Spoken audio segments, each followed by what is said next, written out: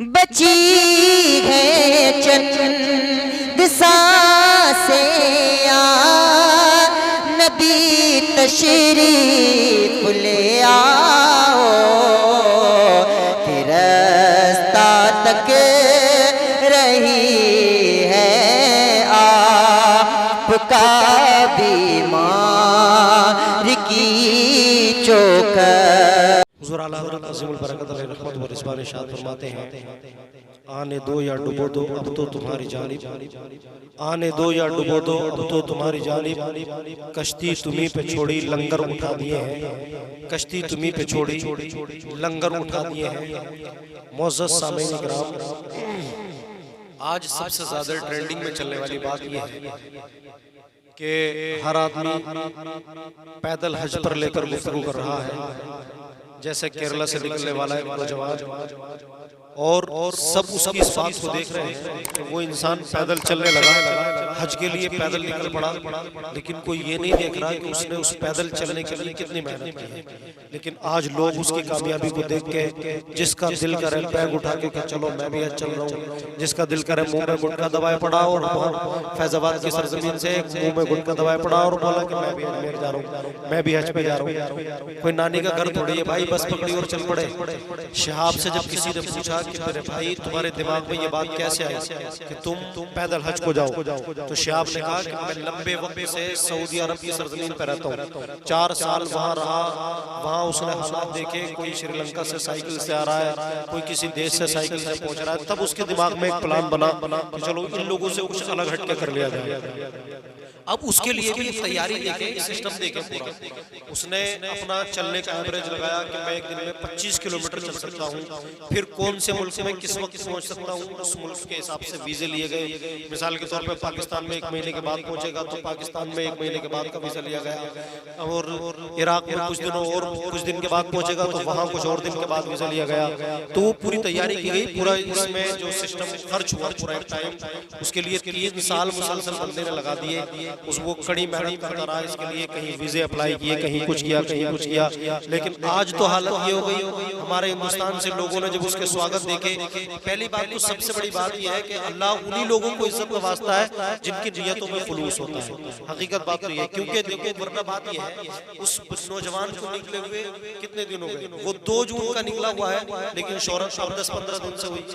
पहले वो ऐसे ही चलता रहा, ना कोई क्रेडिट था, ना कोई इज्जत थी, ना कोई बात थी, ना कोई पूछने वाला था, ना कोई बताने वाला था, तो वो चलता रहा खुलूस से। बस उसके दिमाग में एक ही थी, आने दो या डुबो दो अब तो तुम्हारी जानिब, कश्ती तुम्हीं पे छोड़ी लंगर उठा दिए हैं।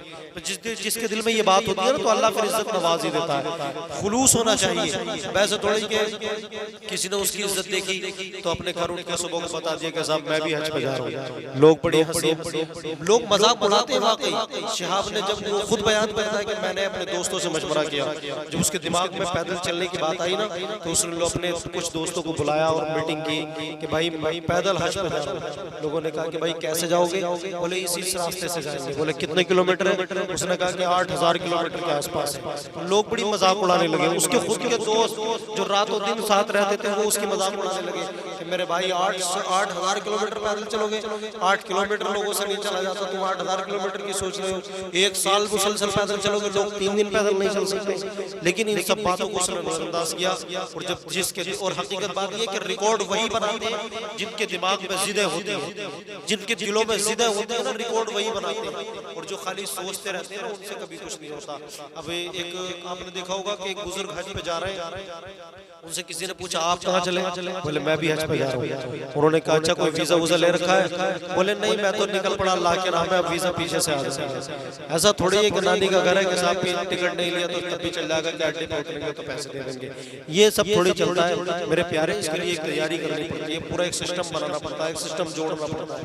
बड़ी लंबी बात है। और सही बात यह है कि अगर यही चलता रहा ना कि आज कोई निकला, कल कोई निकला, परसों कोई और निकला, तो फिर हिंदुस्तान की सरकार भी इसको एक तमज़ीहा तौर पर मजाक ले लेगी और फिर किसी को सीरियस नहीं लेगी। आज उसे कम से कम इतना सीरियस लिया, हम लोग खुद भी देख रहे हैं कि कितनी सिक्योरिटी है। पता लगा कहीं डीएम की गाड़ी साथ चल रही है, कहीं एसडीएम की गाड़ी साथ चल रही है, कहीं पुलिस वालों की गाड़ियां साथ चल रही है, कई लोग सिक्योरिटी दे रहे हैं। होटल वालों ने बेचारों ने रुकने का किराया माफ कर दिया, लोगों ने फ्री में, होटल वाले खुद लाइन में लगे हुए कि साहब हमारे होटल में रुक ली जाए एक रात।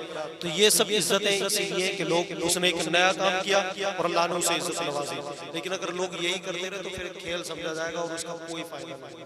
तो प्यारे इस्लामी भाइयों, इस तर्ज पे ये नहीं होना चाहिए, अपना अपना एक तरीका सोचें, और अगर कोई इस तरीके की बदगुमानी करना चाहता है तो उसे हम भी बचें और उसे बचाएं। क्यों? इसलिए कि प्यारे मुसलमानों, आज का ये दौर इतना आला दौर है, आज के वक्त में ऐसी ऐसी सवारियों का इंतजाम है। ठीक है, अल्लाह ने उसके दिमाग में ये बात दी, अल्लाह ने, और उसने अपने हौसले को सलामत रख के वो चल पड़ा, अल्लाह ने उसके हौसले को पाए तकमील तक पहुंचाया। अल्लाह, हम तमाम दुआ करते हैं कि अल्लाह रब्बुल इज्जत उसके सफर को मुबारक फरमाए और इसके सफर को मुकम्मल फरमाए। तो प्यारे मुसलमानों, हम तमाम को, इस तमाम के लिए ये जरूरी है कि एक दूसरे को बदगुमानी से बचाए रखें। और इस तरीके के जो लोग, अभी कल या परसों एक वीडियो देखी, एक साहब अपना बैग उठाकर भाग चले जा रहे हैं। किसी ने पूछा भाई कहाँ चले? बोले साहब हम अजमेर जा रहे हैं। कहा? बोले हम अजमेर जा रहे हैं। तो ये सब बातें अच्छी नहीं लगती है। प्यारे मुसलमानों, किसी को कहीं जाना है तो पूरा एक काफिला, हमारे इलाकों में होता भी है कि पूरे पूरे काफिले कहीं जाते हैं पैदल के तर्ज पे, तो वो एक अलग चीज़ है। बाकी अगर कोई ऐसी बात है तो इस तरीके के इरादे ना फरमाएं, बल्कि अल्लाह रब्बुल इज्जत की बारगाह में दुआ है कि अल्लाह रब्बुल इज्जत हम तमाम को पाए तकमील तक पहुँचने की तौफीक अता फरमाए। और हम तमाम दुआ करते हैं कि अल्लाह रब्बुल इज्जत हमारे भाई शिहाब शत्रुर का सफर मुबारक फरमाए और पाए तकमील तक पहुँचने की सादत नसीब